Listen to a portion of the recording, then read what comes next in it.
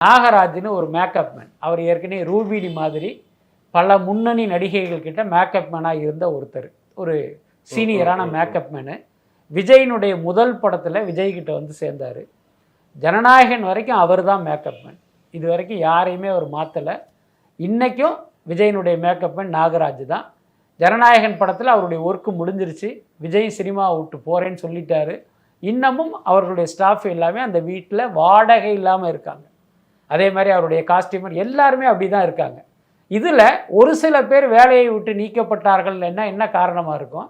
அவர்களுடைய வேலையோ நடத்தையோ கேரக்டரோ விஜய்க்கு பிடிக்காமல் போயிருக்கலாம், என்ன, அல்லது அவருக்கு தவறாக தெரிந்து வேலையை விட்டு நீக்கியிருக்கலாம். அதுக்கப்புறம் ஒருத்தன் தன்னிடம் வேலை பார்ப்பவன் ஒரு மிகப்பெரிய தவறு பண்ணால் நிச்சயமாக அந்த உரிமையாளர் வந்து கண்டிப்பாரா மாட்டாரா? அப்படி வேணா கண்டித்து இருக்கலாம். அதை வந்து இன்னைக்கு நீ வந்து விஜய் மேலே பழி சுமத்துவதற்காக அது ஒரு பொது வெளியில் ஒருத்தர் பேட்டி கொடுக்குறாரு அப்படின்னா நீங்கள் அதனுடைய உள்நோக்கத்தை புரிஞ்சுக்கணும். இதை வச்சு நம்ம விஜயை எடை போட வேண்டிய அவசியம் இல்லைன்னு தான் நினைக்கிறேன். இப்போ திரை